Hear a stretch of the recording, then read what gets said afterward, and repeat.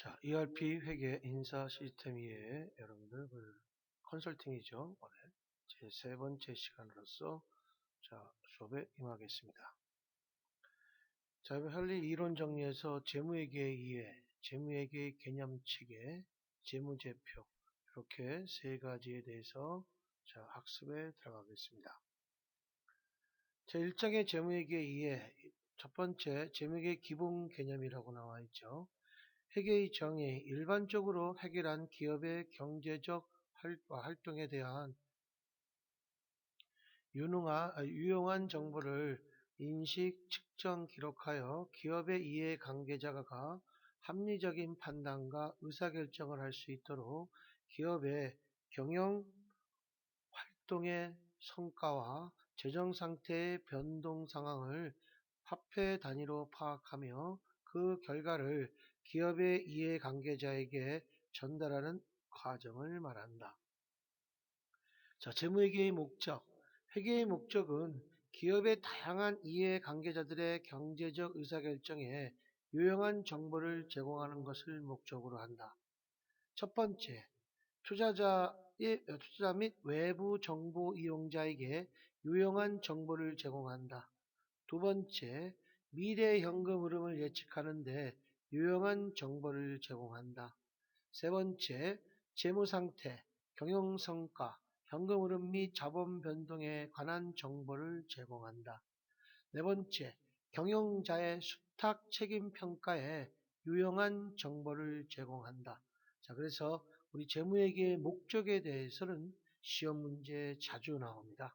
이거 여러분들 네 가지, 투자자 및 외부 정보 이용자의 유용한 정보를 제공하고, 두 번째, 미래 현금 흐름을 예측하는데 유용한 정보를 제공한다. 세 번째, 재무 상태, 경영 성과, 현금 흐름 및 자본 변동에 관한 정보를 제공하고, 경영자의 수탁 책임 평가에 유용한 정보를 제공한다. 꼭 알고 계셔야 됩니다. 자, 제1장 재무회계 이해라고 나왔죠. 자, 제일 먼저 우리가 회계는 재무회계, 관리회계, 세무회계 이렇게 세 가지로 이루어져 있어요. 하지만 여기에서 여러분들이 재무회계와 관리회계, 세법은 나중에 여러분들 별도로 하시겠습니다. 자, 그래서 여러분들 보시게 되면 재무회계와 관리회계에 여러분들의 좀 그 차이를 좀 보시면 좀 아실 것 같습니다. 이해관계자는요, 불특정 다수라고 써 있고요. 관리에게는 최고 경영자, 관리자라고 써 있어요. 다시 말해서 재무에게는요, 우리가 외부 정보 이용자들의 우리가 이용할 수 있는 재무회계지만 관리에게는 내부 이용자들이 쓰는 우리가 내부 관리 목적을 갖고 있는 관리회계입니다. 이 관리회계를 내부에서만 알아야지 외부에 알게 되면 우리 회사에서 무엇을 행하고 있는지를 다 알고 있으면 이건 잘못된 거 아니겠습니까? 재무회계는 반대로 외부 정보 이용자들이 알고 있어야 내 회사의 주식을 투자할 수도 있는 여건이 생길 것이고, 우리 회사의 판단, 우리 회사를 평가하는 목표로서 평가할 수 있는 우리가 그 재무회계를 가지고 평가를 할 수 있겠죠. 자, 그래서 목적에서 여러분들 보시면 외부 보고 목적이고 관리회계는 내부 보고 목적입니다.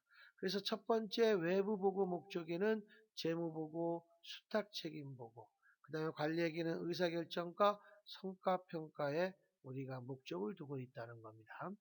자, 재무회계의 보고 시기는 정기적 보고 1년, 반기, 분기별로 6개월마다, 분기는 3개월마다 정기적으로 보고가 되지만 관리회계는 수시로 우리가 월별이건 1년이건 우리가 뿔뿔 무엇을 했을 때 우리 보고자들한테, 최고 경영자들한테 우리가 빨리 보고를 해서 우리 회사의 발전 사항에 대해서, 더 아니면 우리 회사의 몇 년 동안에 어떻게 진로를 위해서 우리 항상 보고가 수시로 이루어져야 되겠죠. 자, 보고서. 재무회계 보고서는 재무제표, 재무상태표, 손익계산서, 현금흐름표, 자본변동표, 주석 이렇게 5가지로 이루어지지만 관리회계는 형식이 없습니다. 일정한 원리 원칙이 없이 우리가 뭐 파워포인트나 아니면 우리가 보고서를 별도로 아주 보기 좋게 깔끔하게 해줘서 우리가 윗사람들한테 보고를 하게 되겠죠. 그 다음에 보고 기준, 회계 원칙으로 이루어졌지만 관리에게는 또 일정한 기준도 없습니다.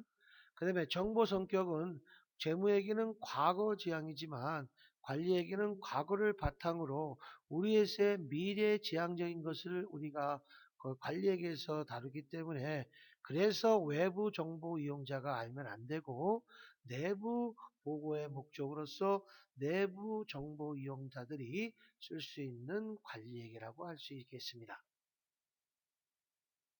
고요. 그 다음에 회계 공준의 기업 실체의 공준, 계속 기업의 공준, 회계 기간의 공준, 여기에 대해서 공부를 좀 많이 하셔야 될 것 같습니다. 자, 재무회계 이해. 자, 첫 번째 질적 특성 간의 상충 관계라고 나와 있습니다. 회계 정보의 질적 특성은 서로 상충될 수 있다. 상충되는 질적 특성에 간의 선택은 재무제표의 목적을 최대한 충족시킬 수 있는 방향으로 이루어져야 하며 질적 특성 간의 상대적 중요성은 획일적으로 결정되는 것이 아니라 각 특정 상황에 따라 판단되어야 된다라는 얘기입니다. 여기에 자산평가 방법과 수익의 인식 방법, 손익의 인식 방법, 재무제표라고 나왔죠. 이게 목적 적합성은 주관적이 강조되는 것이고 신뢰성이라는 것은 객관적인 것이 강조된다는 얘기입니다. 그래서 우리가 자산을 평가하는 방법의 목적 적합성은 공정가치법이고 신뢰성에서는 원가법으로 우리가 평가 방법이 이루어지게 되는 겁니다. 수익의 인식 방법의 목적 적합성은 진행 기준으로 들어가지만 신뢰성은요 완성 기준으로 수익 인식 방법을 채택하고 있습니다. 손익의 인식 방법은 발생주의, 목적 적합성은 발생주의 원칙에 의해서 들어가겠지만 신뢰성은 현금주의 원칙으로서 손익의 인식 방법을 인식하게 됩니다. 재무제표는 목적 적합성은 중간 재무제표지만 신뢰성은 결산 재무제표의 목적으로서 우리가 구분을 이런 식으로 상충관계가 이루어지게 되는 겁니다. 두 번째, 회계정보의 제약 요인, 중요성이라고 나와 있죠. 자, 중요성이 큰 정보에 대해서는 공인된 회계 원칙, 회계 기준의 적용을 엄격히 받아야 하며 중요하지 않은 정보에 대해서는 기업 의무로 통합 처리가 가능하다. 비용과 수익의 대비라고 나와 있습니다. 회계 처리 방법과 보고 방법을 선택함에 있어서는 그 효익과 비용을 가능한 한 비교, 평가하여 효익이 비용보다 큰 방법을 선택해야 된다라는 얘기입니다. 회계의 간습, 회계의 기준에 규정되지 않은 내용을 회계의 간습에 의미한다. 그러니까 회계 기준에는 규정되지 않지만 이 내용이 우리 회계 간습에 의한다는 겁니다. 첫 번째, 보수주의. 수익은 적게, 늦게, 비용은 많게, 빨리, 그리고 자산은 낮게, 부채는 높게 평가하는 것을 의미하며 저가주의가 해당하며 이는 미래의 불확실성에 대해 다소 비관적으로 보는 것으로 지나치면 회계정보 유용성을 해칠 수도 있다. 지나치면 안 된다는 얘기죠. 자, 그래서 보수주의는 수익은 적게, 늦게, 비용은 많게, 빨리, 그리고 자산은 낮게, 부채는 높게 평가하는 것을 의미한다는 것이 보수주의 원칙입니다. 두 번째, 업종별 특수성, 산업의 특수성을 고려해야 한다라고 써 있죠. 회계정보의 유용성, 실용 가능성, 그 다음에 적성성 제고라고 나와 있죠. 자, 그래서 여러분들이 이렇게 업종별 특수성이 이렇게 있다는 것이고, 그 다음에 중요성, 의사결정에 중대한 영향을 미치는 항목은 별도 구분 공시하고 생략이 불가하나 중대한 영향을 미치는 항목이 아닌 것은 합산 및 일괄 공시하고 생략이 가능하다. 그래서 우리 중요성은 의사결정에 중대한 영향을 미치는 항목은 별도로 구분 금지하고 생략이 불가하나 중대한 영향을 미치는 항목이 아닌 것은 합산 및 일괄 공시하고 생략이 가능하다라고 나왔습니다. 자, 세 번째, 재무제표. 자, 우리 많이 들었었죠. 재무제표는 기업의 다양한 이해관계자들에게 회계 정보를 전달하는 중요한 수단으로서 기업 회계 기준에 정하는 재무제표에는 재무상태표, 손익계산서, 현금흐름표, 자본변동표, 주석으로 이루어져 있습니다. 여러분들 뭐 뒤엔 나오겠지만 주석을 좀 먼저 좀 한다면 재무제표 옆에 나와 있는 거 있죠?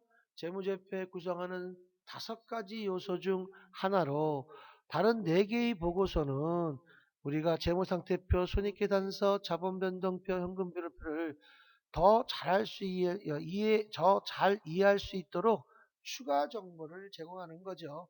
그래서 여러분들 뭐 세부 사항이나 마찬가지겠죠. 자, 그래서 재무제표 작성의 일반 원칙, 신뢰성, 명료성, 충분성, 개소성, 중요성, 안전성, 실질 우선이라고 나와 있습니다. 자, 신뢰성에서는 회계 처리 및 보고, 객관적 자료의 증거를 공정하게 처리해 신뢰성에 필요한 정보에 우리가 실적 특성이라고 나와 있죠. 그래서 신뢰성에 필요한 정보의 질적 특성은 아까도 앞에서 한 것처럼 검증 가능성, 표현의 충실성, 중립성 이렇게 3가지로 구분된다는 겁니다.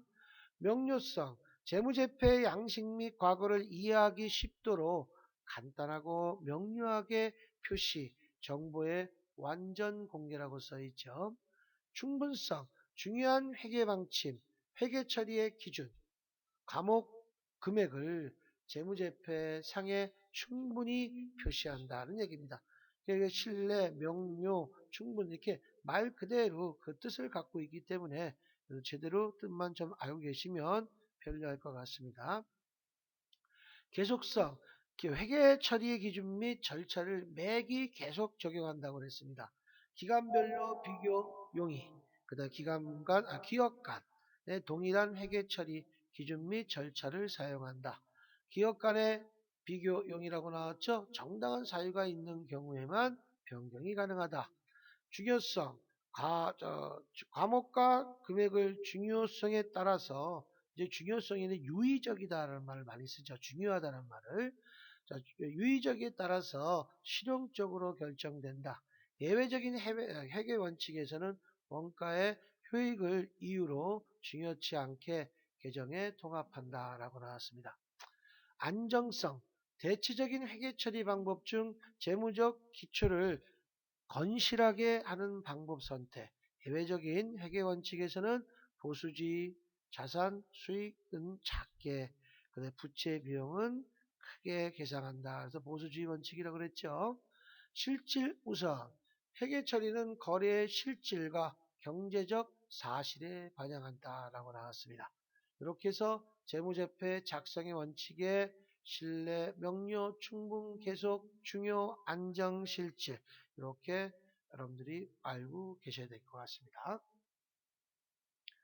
자, 기본 재무제표, 재무상태표 일정 시점의 재무상태를 나타내는 것이고 1월 1일이 기초냐 12월 31일 기말이냐 그래서 일정 시점을 얘기하는 거고 손익계산서는 일정 기간의 경영성과를 나타낸다.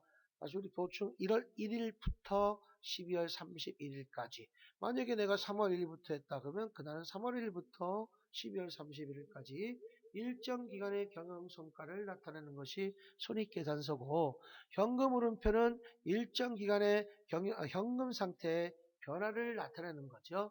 다시 말해서 현금흐름표는 현금주의 원칙으로서 현금의 입출금을 정확하게 파악하는 장부란 얘기죠. 자본변동표는 일정 기간의 자본의 변동이 나타난다. 말하자면 주주들의 변화에 따라서 자본 변동표가 다르게 변화할 수가 있겠죠. 주석은 재무제표의 과목 중 금액에서 기호에 붙여서 뭐 난해 그다음 별지에다가 기재한다는 얘기죠. 주석이 별첨이라고도 하고 또 뭐라고 합니까? 부침이라고도 해서 우리 공지사항에 이렇게 밑에 보고서에다가 이렇게 써놓은 경우가 많죠. 그래서 그런 것들이 다 주석에 해당이 된다는 겁니다. 자, 그 다음에 세 번째, 재무상태표. 재무상태표란 일정 시점에 기업에 보유하고 있는 자산과 부채의 경제적 의무, 그리고 자본에 나타내는 정태적 보고서이다. 이렇게 나왔습니다. 자, 그 재무상태표의 작성 기준에서는 구분표시, 구분표시라고 하는 것은 자산, 부채, 자본도, 자산도 유동과 비유동으로 나눠져 있고, 부채도 유동과 비유동 부채로 나눠져 있습니다. 자본은 자본금, 자본잉여금, 자본조정, 기타 포괄소리 무게, 이익잉여금 이렇게 5가지로 구분 표시해서 이루어지게 되겠죠. 자산 부채는 1년 기준으로 유동과 비유동으로 나눠지지만 자본은 1년 기준이 될 수가 없습니다. 총액 표시. 자, 자산 부채 및 자본을 총액에 의하여 그 기재함을 원칙으로 하고 자산 항목, 부채 항목, 자본 항목을 상기함으로써 그 전부 또는 일부를 재무상태표에서 제외하면 안 된다는 얘기입니다. 1년 기준 자산 부채의 결산일 현재 1년 또는 영업주기를 기준으로 구분 표시한다라는 얘기입니다. 1년 기준으로 그래서 유동과 비유동으로 나누어진다라는 얘기입니다. 유동성 배열법. 자산과 부채는 유동성이 큰 항목, 높은 순서부터 현금화가 제일 빨리 되는 순서부터 배열해 놓는 것이 유동성 배열법이죠. 유동성 배열은 자산 부채만에 해당되는 거지 자본에는 해당되지 않습니다. 잉여금의 구분. 자본 거래에서 발생하는 잉여금과 손익 거래에서 발생하는 잉여금으로 구분하여 표시해야 된다. 자본거래에 우리가 발생하는 잉여금은 자본잉여금이고 손익거래에 발생하는 잉여금은 이익잉여금. 다시 말해서 주주와 주식을 거래해서 남은 돈은 자본잉여금, 정상적인 영업활동에서 남은 돈은 이익잉여금으로 이렇게 구분 표시가 된다는 얘기죠. 미결산 항목 및 과목, 비만 계정의 표시 금지라고 나왔죠. 현금 가부조, 가지급금, 가수금, 미결산 계정에 적절한 계정을 표시해야 된다. 그래서 요 가계정, 일시적인 가계정, 현금 가부조, 가지급금, 가수금, 미결산 등의 계정 과목들은요, 기간 중에는 있었다가 결산 때에는 무조건 파악을 해서 상계 처리해서 없애줘야 되겠죠. 자, 그래서 재무상태표는 이렇게 자산, 부채, 자본 이렇게 나와 있습니다.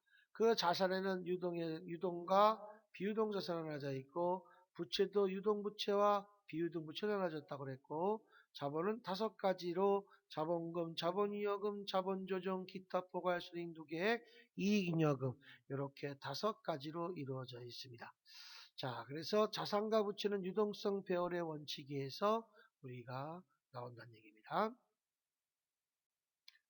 자, 네 번째 손익계산서. 일정 기간 동안의 기업의 경영성과에 대한 정보를 나타내는 통태적 보고서이다.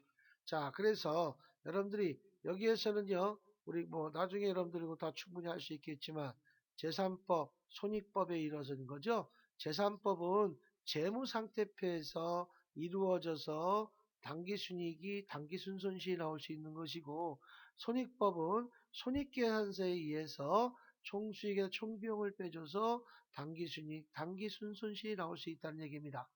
손익계산서에서는 작성 기준에서는 발생주의, 실현주의, 수익비용 대응의 원칙, 총액주의, 그 다음에 구분 계산의 원칙이죠. 자, 이 총액주의는 재무상태표에도 동일하죠. 자, 발생주의라고 하는 것은 수익과 비용은 그것이 발생하는 기간이 정당하게 배분되도록 처리해야 된다. 당연한 것이고요. 실현주의는 수익이 실현 시기를 기준으로 계산한다.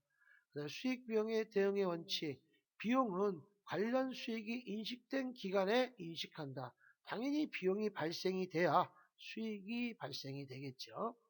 수익이 인식이 되겠죠. 총액주의. 비용과 수익은 총액으로 기재한다. 수익에 따른 비용의 일부 또는 전부를 제해서는 안 된다라는 얘기고, 구분 계산의 원칙.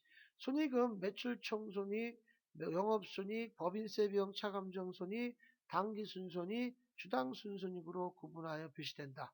여러분들 우리가 5구분을 하나, 둘, 셋, 넷, 다섯 개도 5구분을 손익계산서로 얘기하지만 우리가 실무에서는 다 2구분 손익계산서로서 매출 총이익과 당기순이익 쪽에서 우리가 많이 끝내주지요. 자, 그래서 이렇게 해서 손익계산서가 이루어지게 되는 겁니다. 보시면 더 좋죠.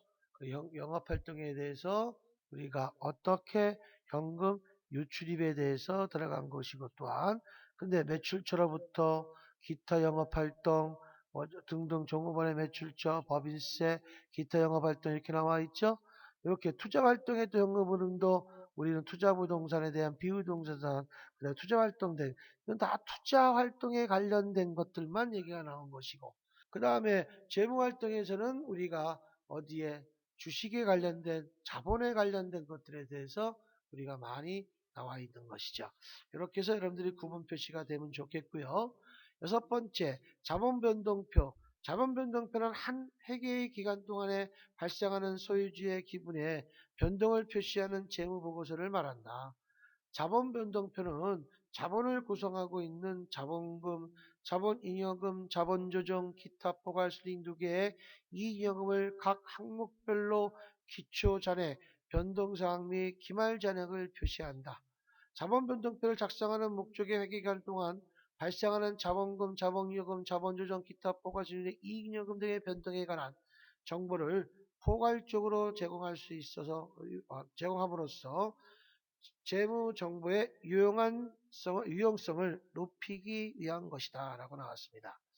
자, 여기 자본변동표를 내가 오른쪽에다가 좀 적어놨는데 한 번 더 정리 한번 보자면, 자본변동표는 자본에 대한 청구권을 가진 주주들에 대해 한 해 동안에 자본 변화에 대한 정보를 제공하는 보고서이다.